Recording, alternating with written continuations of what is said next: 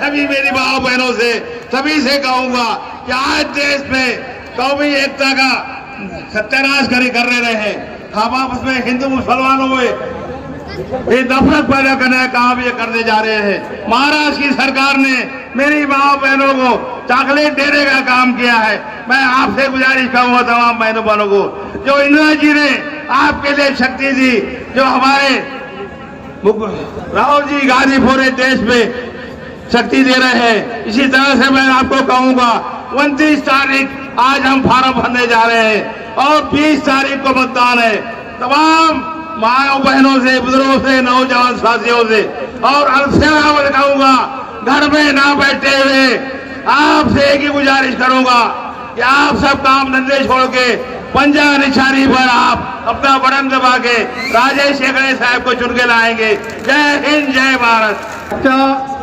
महाविकास आघाडीचे अधिकृत उमेदवार राजेश पंडितराव एकड़े यांचा नामनिर्देशक फॉर्म भरण्यासाठी या ठिकाणी काँग्रेस पक्षाचे देशाचे सचिव आणि खासदार साहेब मुकुलजी वासनिक साहेब या ठिकाणी उपस्थित झाले। मंचावर उपस्थित सर्व मंडळी आणि समोर बसलेले माझे वडीलधारी मंडळी आणि बंधू भगिनींनो, या मलकापूर मतदारसंघामध्ये 1985 वगळता सतत भाजपचं राज्य होतं आणि भाजपचे आमदार या ठिकाणी होते।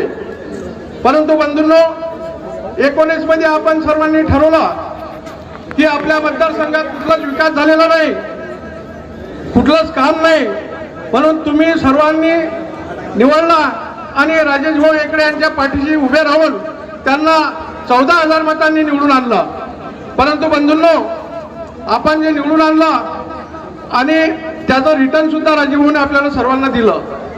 आज आपल्या मतदारसंघामध्ये असं एकही गाव नाही, आधी वक्त्यांनी सांगितलेलं आहे मोरे साहेबांनी, की त्या गावामध्ये काम नाही। म्हणून आता येणाऱ्या 20 तारखेला जे निवडणूक आहे, त्या निवडणुकीच्या दिवशी आपण काँग्रेस, राष्ट्रवादी काँग्रेस, शिवसेना, उद्धव ठाकरे गट सर्वांना राजीव भाऊच्या पाठीशी उभं राहायचं आहे। आणि मागच्या वेळेस आपण 14,000 मतांचा लीड दिला, यावेळेस 28,000 मतांचा लीड आपण कसा देऊ हे सर्वांनी चंग बांधायचं आहे। बंधूंनो, येणारा काळ हा महाविकास आघाडीचा आहे आणि महाविकास आघाडीचं सरकार आल्यानंतर जे काही आपल्याला थोडेफार राहिलेले काम असतील ते सुद्धा राजीवभाऊ करतील।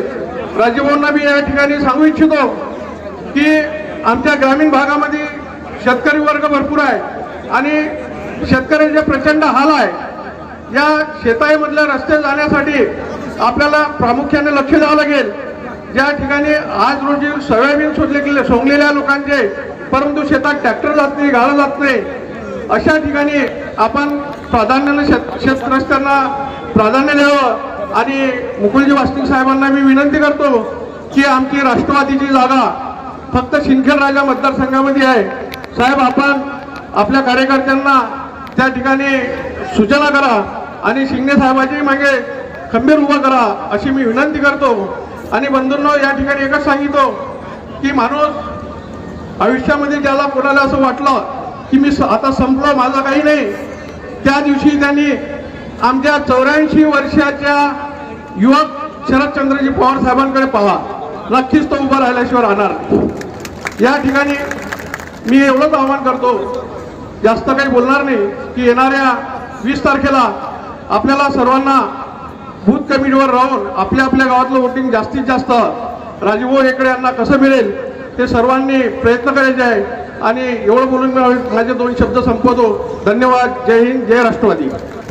छत्रपती शिवराय, राष्ट्रमाता, राजमाता जिजाऊ, भारताच्या घटनेचे शिल्पकार डॉक्टर बाबासाहेब आंबेडकर, सर्व महामानवांना वंदन करतो।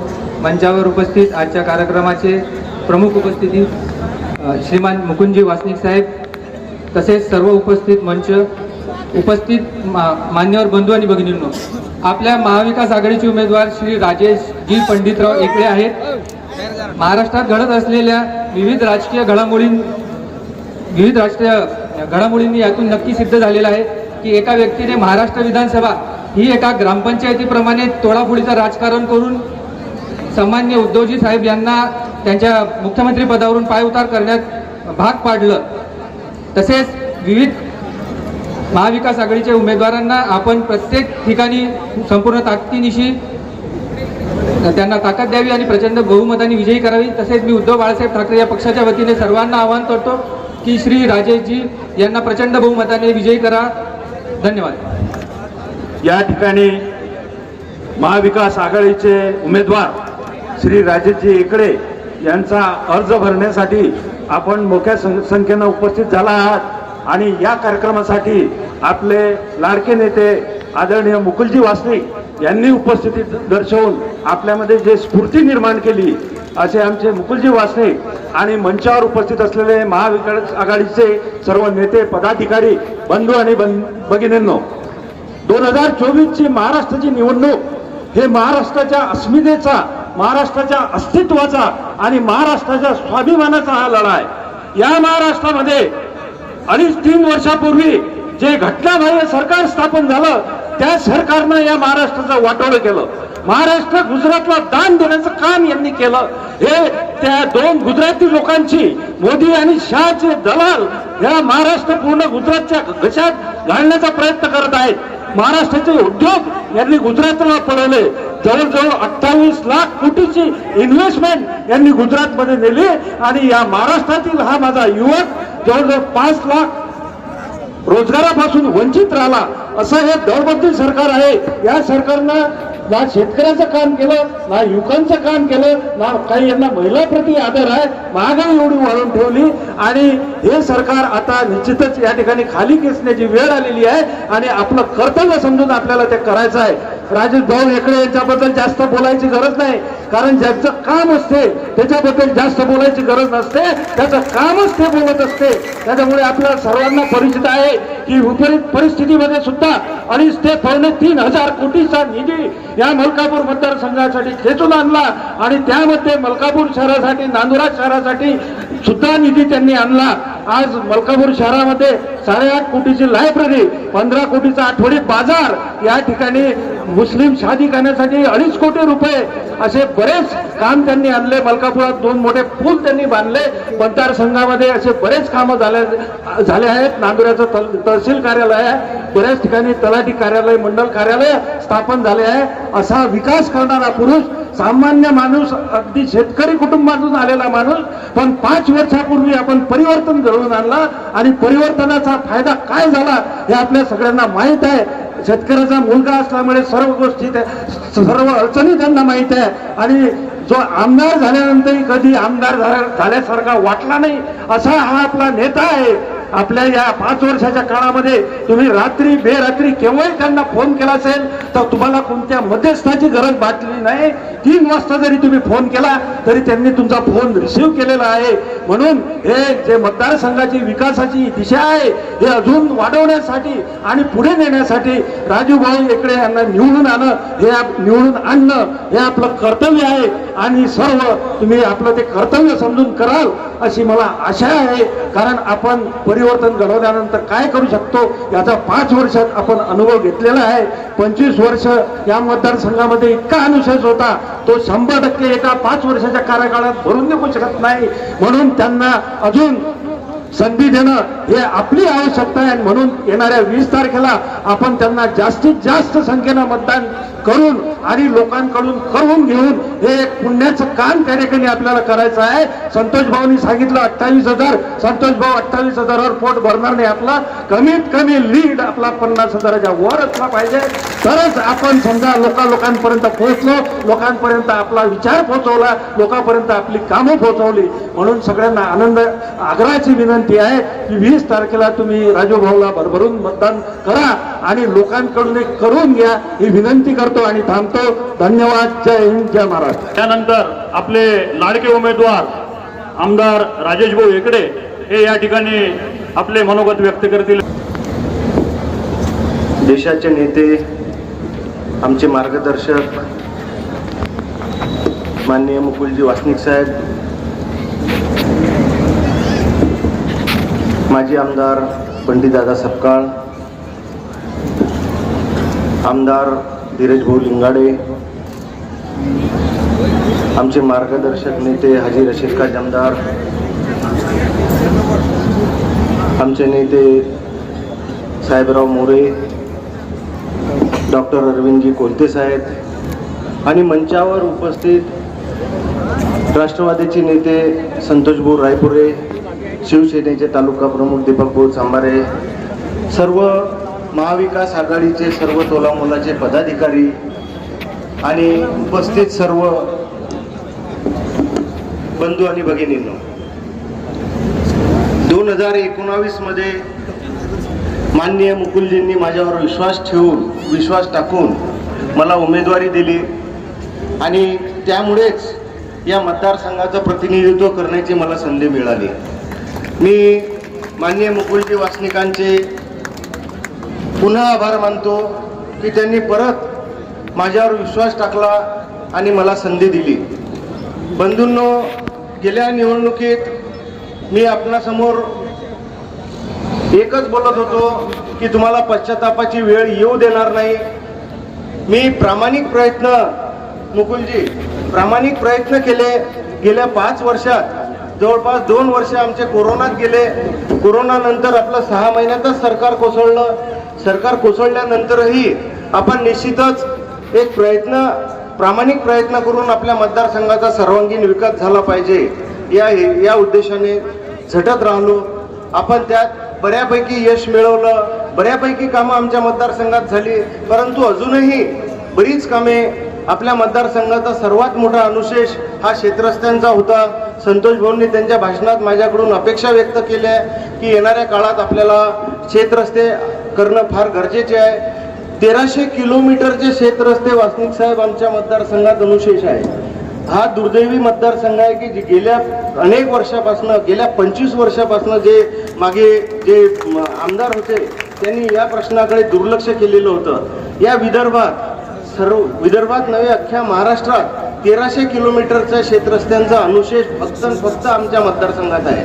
त्यापैकी जवळपास आपण 250 किलोमीटरचे शेतरस्ते केले. इतरही शेतरस्ते करण्याचा प्रयत्न केला. मातोश्री पांगण रस्ते योजना जी आपले महाविकास आघाडी सरकारने, उद्धव साहेबांच्या नेतृत्वात जे महाविकास आघाडी सरकार होतं त्यावेळेस त्यांनी योजना सुरू केली शेतरस्त्यांसाठी, परंतु या शासनाने ती योजना बंद करून शेतरस्त्यांकडे दुर्लक्ष केलं.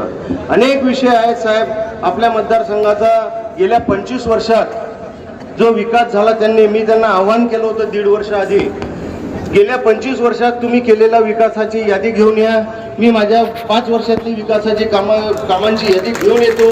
निश्चितच आपण त्यांच्या 25 वर्षाच्या तुलनेत आपण जास्त कामं केलेली आहेत हे प्रत्येक गावात लोकांना माहिती आहे आणि त्यामुळेच हा प्रचंड जनसमुदाय आपल्या पक्षाशी जुळलेला आहे. आपण काही लोक ज्यांनी समजा आता परत 25 वर्ष या मतदारसंघाचं प्रतिनिधित्व केलं आणि मतदारसंघाचं प्रतिनिधित्व करत असताना कोणत्याही प्रकारच्या विकासाकडे लक्ष दिलं नाही, त्यांनाच आता आपल्या प्रतिस्पर्धी यांच्याकडे आपल्याला प्रतिस्पर्धी जे आहेत ते आता आपले तेच उमेदवार आहेत. त्यांच्या पक्षाने त्यांनाच उमेदवारी दिली. धनशक्ती याच्या व्यतिरिक्त त्यांच्याजवळ दुसरं काही सांगायसारखं नाही. त्यांच्याजवळ त्यांचं या 5 वर्षातलं क्रेडिट फक्त एवढंच आहे की त्यांनी एक सूतगिरणी संपवून टाकली आणि एक चांगली अर्बन बँक 1300 कोटी रुपये ज्याची डिपॉझिट होतं ते देखील संपवून टाकलं. हे 2 क्रेडिट लेवल कामं त्यांनी या मतदारसंघात या 5 वर्षात करून दाखवलेले आहेत. बंधूंनो, ज्या माणसाने आपल्या सर्वसामान्य माणसाच्या भावना, सर्वसामान्य माणसांचे प्रश्न कधीच हाताळले नाही असा माणूस आज आपल्या समोर उभा ठाकलेला आहे. परत एकदा 7व्यांदा तो उभा राहून राहिलेला आहे.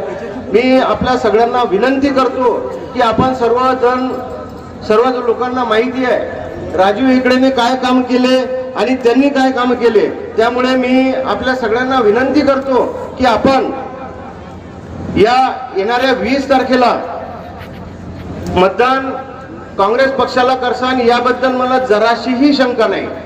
कारण आपण मागच्या 5 वर्षात आपल्या संपर्कात नियमितपणे असणारा उमेदवार म्हणून मी काँग्रेस पक्षाने माझ्यावर विश्वास टाकलेला आहे. बंधूंनो, काही लोकांना धनशक्तीच्या जोरावर उभं करण्याचा प्रयत्न केला जात आहे. आपल्यातीलच काही मंडळी अशी आहे की ते त्यांच्या आमिषाला बळी पडले आणि अपक्ष म्हणून अर्ज भरले. काल अपक्ष अर्ज भरत असताना साहेब तुम्हाला सांगू इच्छितो की त्यांनी फक्त टार्गेट आपल्याला केलेलं आहे की आपण या निवडणुकीत कसं पराभूत झालो पाहिजे याच्यासाठी मतं खायचा जो प्रयत्न संचेतींच्या माध्यमातून आपलेच काही लोक करून राहिले. काँग्रेस पक्षाने त्यांनाही भरपूर काही दिलेलं आहे. काँग्रेस पक्षाला आपण त्यांना सांगितलं होतं, मागच्या वेळेस सांगितलं होतं की ज्यावेळेस ज्यांना उमेदवारी मिळेल त्यांना मी तन्मन धनाने मी स्वतः त्यांचं काम करायला तयार होतो. परंतु पक्षाकडे उमेदवारी मागणं इथपर्यंत ठीक आहे, परंतु पक्षाकडे उमेदवारी मागत असताना हे सांगणं की पक्षाने उमेदवारी जर मला दिली तर मी 100% उभा राहीन आणि नाही दिली तर 110% उभा राहीन, असं उमेदवारी जाहीर व्हायच्या अगोदर जे बोलत होते त्यांनी काल उमेदवारी अर्ज भरलेला आहे. या उमेदवारी अर्ज भरल्या नाही जावे मी स्वतः त्यांना फोन केला पण त्यांनी कोणताही फोन रिसीव्ह केला नाही. विनंती करायसाठी मी त्यांच्याकडे गेलो पण ते उपलब्ध होऊ शकले नाही. मी आपणा सगळ्यांना सर्व सुजान मतदार आपले पदाधिकारी आहेत त्यांना हे सर्व माहिती आहे. त्यांनी मतदारसंघाच्या त्यांच्याकडे जी जबाबदारी होती नगराध्यक्ष पदाच्या कार्यकाळात त्यांनी काय केलं हे सर्व मलकापूर शहरातील लोकांना माहिती आहे. कारण जी हद्दवाढ झाली पाहिजे होती ती हद्दवाढ त्यांच्या नेतृत्वात झाली पाहिजे होती. नगरपालिकेची जबाबदारी हद्दवाढ करायची असते ती हद्दवाढ न करायचं पाप देखील त्यांनी केलेलं आहे आणि ग्रीन झोन हटवायचं काम देखील मी केलेलं आहे. त्यांच्या 5 वर्षात त्यांनी ते करू शकले नाही. जे मतदार जे मलकापूर शहराचे मतदार आहे परंतु त्यांना कोणतीही सुख सुविधा नगरपालिकेतर्फे उपलब्ध करून न देणारे लोक आज या ठिकाणी उमेदवारी केलेली आहे. बंधूंनो, हे सर्व गोष्टी तुमच्या समोर निश्चितच आहेत.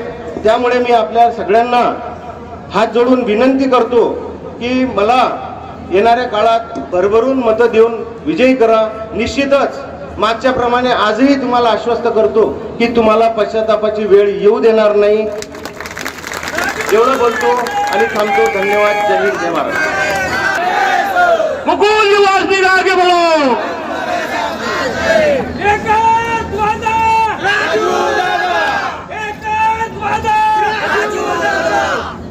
महाविकास आघाडीचे आपले उमेदवार राजेश एकड़ेजी, हर्षवर्धन सपकाळजी, धीरज लिंगाड़ेजी, डॉक्टर अरविंद कोलते साहेब, संतोष रायपुरेजी, विजय अंबोरेजी, विजय सिंह राजपूत जी, श्याम राठी जी, भगवान भाऊ धांडे जी, नारू सेठ, दीपक संबारे जी, अशोक सुरड़कर जी, रवि भाऊ राणे, राम विजय बुरुंगले, एडवोकेट मोरे साहेब, मुजम्मिल खा इथे उपस्थित रशीद का दमदार साहेब, प्रमोद अवसरमोल जी, मंगलाताई, वसंतराव भोजने, मोहनराव पाटील, कुरेशी वकील निवृत्ती तांबे, बंडूभाऊ चौधरी, राजू पाटील, निलेश पाउल झगड़े, दिलीप बागड़े, विनीताताई गायकवाड़, अरुण अग्रवाल, दिलीप गोड़ीवाले, दत्ताभाऊ हिवाळे, संदीप बोचरे, संभाजी, सिद्धांत इंगळे, नितिन बापू देशमुख, सोपान शेलकर जी, शैलेश खेडेकर जी, शिरीष डोरले जी, राजूभाऊ जवरे जी, आशाताई गोंड उपस्थित, काँग्रेस, राष्ट्रवादी काँग्रेस आणि शिवसेना उभाटाचे सर्व मान्यवर आणि या सभेमध्ये उपस्थित सर्व बंधू भगिनी आणि तरुण मित्रांनो, थोड्याच वेळात राजेश एकड़ेजी आपल्या सर्वांच्या आशीर्वादानं महाविकास आघाडीच्या वतीने मलकापूर विधानसभेकरता आपला नामांकन अर्ज भरण्याकरता निघणार आहे. 5 वर्ष आपण त्यांची कारकीर्द बघितली आणि अगोदरच्या 25-30 वर्षामध्ये जे काही शक्य झालं नव्हतं तशा प्रकारचा अभूतपूर्व कार्य राजेश एकड़े यांनी आमदार म्हणून आपल्या परिसरामध्ये करण्याचा प्रामाणिक प्रयत्न केला. आज जे महाराष्ट्रामध्ये महायुतीचं सरकार आहे, या सरकारबद्दल बोलणं म्हणजे काय, एवढंच सांगावं लागेल की घोर निष्क्रियता आणि भ्रष्टाचारामध्ये ज्यांनी एक नवा विश्वविक्रम तयार केला, अशा प्रकारची हे महायुतीचं सरकार आहे. आपण महायुतीशी संबंधित असलेल्या विविध नेत्यांकडे बघा, काल कसे दिसत होते आणि आज कसे दिसतात. त्यांच्या आमदारांकडे बघा, त्यांच्या मंत्र्यांकडे बघा, आणि हे सांगावं लागणार नाही की त्यांचे पोशाख कशा प्रकारचे, त्यांच्या गाड्या कशा प्रकारचे, त्यांचे बंगले कशा प्रकारचे, त्यांच्या जमिनी कशा प्रकारच्या. त्यांचे नेते नरेंद्र मोदी सांगतात की आम्ही भ्रष्टाचार दूर करू, आणि महाराष्ट्रामध्ये प्रत्येक कामामध्ये प्रचंड असा भ्रष्टाचार आपल्याला दिसून येतो. रस्त्यामध्ये, पुलामध्ये, नालीमध्ये, पाण्यामध्ये भ्रष्टाचार. त्याच्या पलीकडे जाऊनही ज्या शिवरायांच्या नावानं आपण सत्तेमध्ये बसला, त्या शिवरायांच्या पुतळ्याला उभा करण्यामध्ये देखील आपण भ्रष्टाचार करता. 8 महिन्यामध्ये छत्रपती शिवाजी महाराजांचा पुतळा कोसळतो, त्याकरता पंतप्रधानांना माफी मागावी लागते. अशा प्रकारची दुर्दैवी घटना महाराष्ट्रामध्ये घडते. त्याच्याकरता महायुतीचं सरकार पूर्णपणे जबाबदार आहे. या निवडणुकीच्या माध्यमातून मलकापूरच्या कामाकरता आपण आमदार तर निवडून देणारच आहोत, पण त्याच्या सोबत छत्रपती शिवरायांचा सन्मान करण्याकरता राजूभाऊ एकडेंना आपल्याला निवडून पाठवावं लागेल. शाहू फुले आंबेडकरांच्या विचारावरती मजबूतीने काम करणारं सरकार आपल्याला निवडून द्यावं लागेल, आणि राज्यघटनेला पूर्णपणे सुरक्षित ठेवण्याच्या दृष्टिकोनातून देखील आपल्याला राजूभाऊ एकडे यांना या निवडणुकीमध्ये यशस्वी करावं लागेल. लोकसभेच्या निवडणुकीमध्ये नरेंद्र मोदींचं स्वप्न होतं की 400च्या पलीकडे त्यांना जागा भेटतील. 400च्या पलीकडे त्यांना जागा भेटल्या असत्या तर भारताची राज्यघटना त्यांनी बाजूला ठेवून एक नवी घटना तयार केली असती. पण मल्लिकार्जुन खरगे, सोनिया गांधी, राहुल गांधी यांच्या विनंतीला मान देऊन देशातील मतदारांनी अशा प्रकारचा कौल दिला की आता या लोकसभेमध्ये राज्यघटना बदलण्याचं काम नरेंद्र मोदी करू शकणार नाही.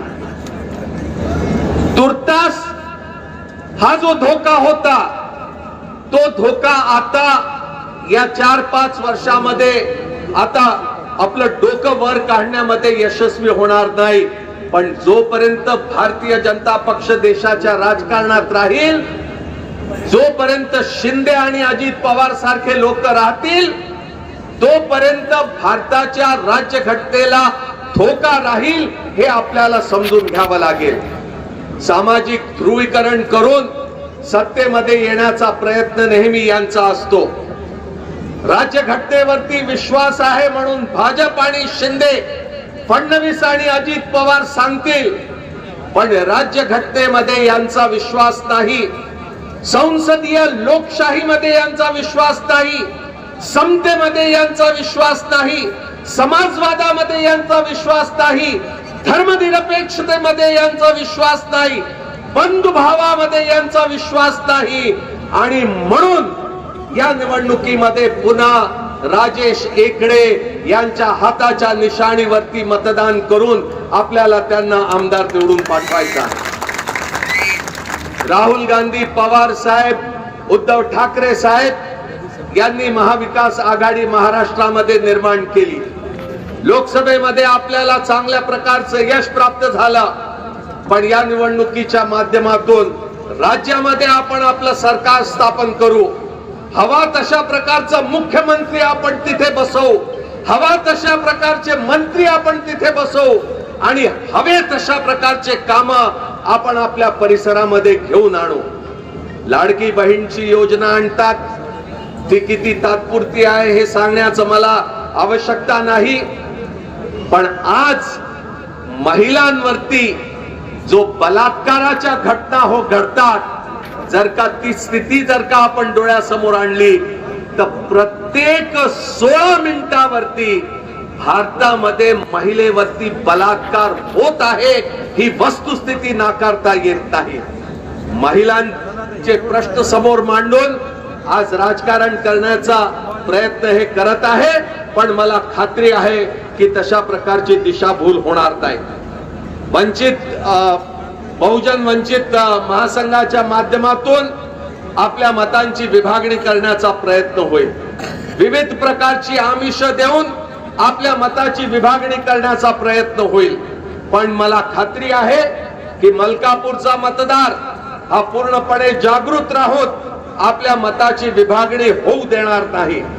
आपला मुकाबला हा भारतीय जनता पक्षाच्या उमेदवाराशी आहे, महायुतीच्या उमेदवाराशी आहे, आणि त्याचा पराभव आपण केल्याशिवाय राहणार नाही असा प्रण आपल्याला आज करावा लागेल, तसा निर्धार आपल्याला करावा लागेल, आणि पूर्ण शक्तीनिशी आपण राजेश शेकडे यांच्या मागे उभं राहू असा खंबीर विश्वास त्यांना देऊन आपण नामांकन अर्ज भरण्याकरता आता इथून समोर निघू. एवढंच बोलतो, थांबतो. धन्यवाद. या ठिकाणी महाविकास आघाडीच्या वतीने आपले देशाचे नेते खासदार मुकुलजी वासनिक साहेब यांचं या ठिकाणी राजूभाऊंचा फॉर्म भरण्यासाठी